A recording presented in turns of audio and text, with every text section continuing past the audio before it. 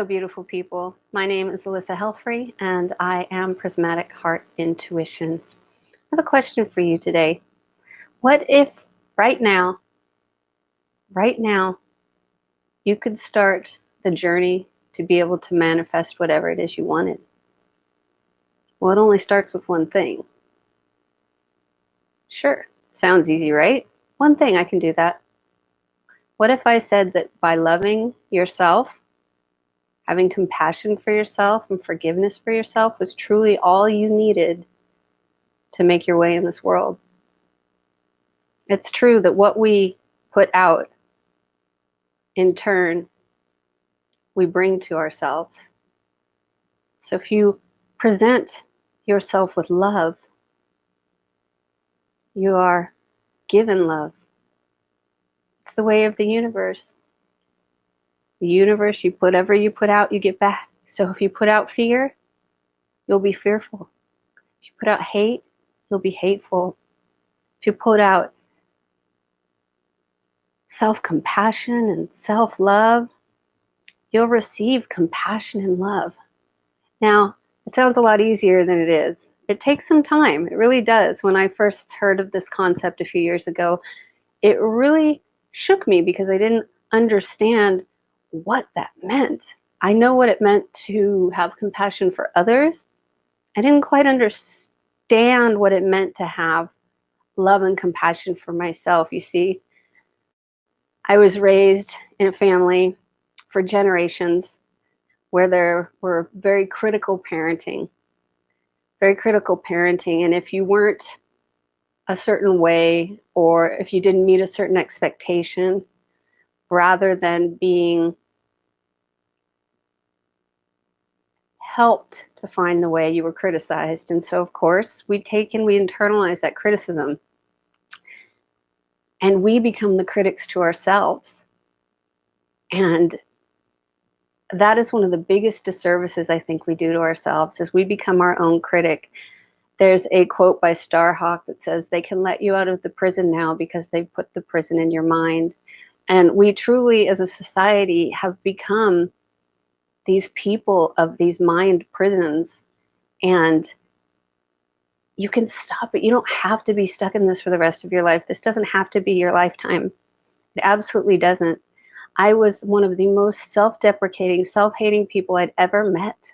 And until I started working on myself and doing exercises like this, I really didn't realize how bad it was. So I have a challenge for you. Now remember, whenever we do these exercises, I like to call this a fact-finding mission. When we are unearthing things about ourselves that we would like to change, approach them in the way that an unbiased reporter would. Just the facts, no emotions, no criticism. And that'll take some practice. I'll give you that. That will take some practice. But if you can find the ability inside yourself to really take a look at yourself, see where it is that you're hurting yourself, and then take that and make the change, you're golden. So I have a challenge for you. One thing I've realized in myself and most of my clients is that we speak to ourselves in ways in our minds that we would never, ever say to another human being. Never in a million years. Some of the things I would say to myself, well, they're that too, but some of the things I would say to myself were so horrific. I don't even think I've heard them come out of the worst mouth of an actor in a movie ever. It was harsh. It was hard. It was cold. And it was mean. Very mean. And I was given this opportunity to ask the people around me to help. And so start with yourself, and then you can ask for help. But remember, when you do this exercise, please always do this with the mind of we're just unraveling and finding out what needs to be looked at. There is no hate, no criticism. I want you to take the time and write down the list of things that you say to yourself in your mind. Sounds easy, right? Not so much when you literally do it and have to look at it. And I want you to tally how many times you say that to yourself in a day. Keep it on your phone, keep it on a piece of paper somewhere.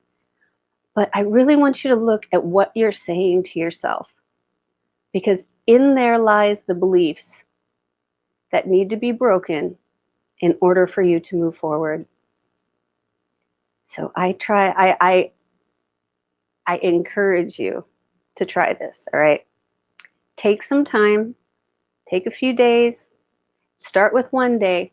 If that's all you can handle, start with one day, even an hour. Just start and write down what it is you hear yourself say to yourself. It's going to take a minute for you not to beat yourself up, because we're in that habit. We're like, oh, damn it, I did it again. Ouch, I did it again. No, it'll happen. When you catch yourself doing that, you're like, oh, look at what I just said to myself. Oh, I'm such a bitch, right? Ooh, there I go again, being critical of myself. Okay, so you write down what you heard. You write down you called yourself a bitch, and you tally that. And just keep an open mind when doing this. This is a fact-finding mission. We are trying to uncover what it is that makes you tick so that we can encourage that part of your brain and start to grow those new neural pathways into that beautiful, compassionate, forgiving self that you want to be and see in the world. So let's start with that, shall we? Here's your first Prismatic Heart Intuition homework. Make a list of how you speak to yourself with love. With love.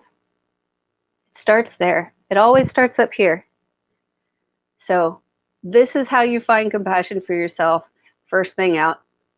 First, you're going to get mad. Then you're going to swear at yourself for doing it. And then you're going to show yourself compassion for being a human. And the fact that you're looking at these things now is huge. So I highly recommend you take a few minutes a day at least. Check in with yourself. See how you're talking to yourself. Keep a tally if you want. And then we'll talk more about beliefs. All right. Take care.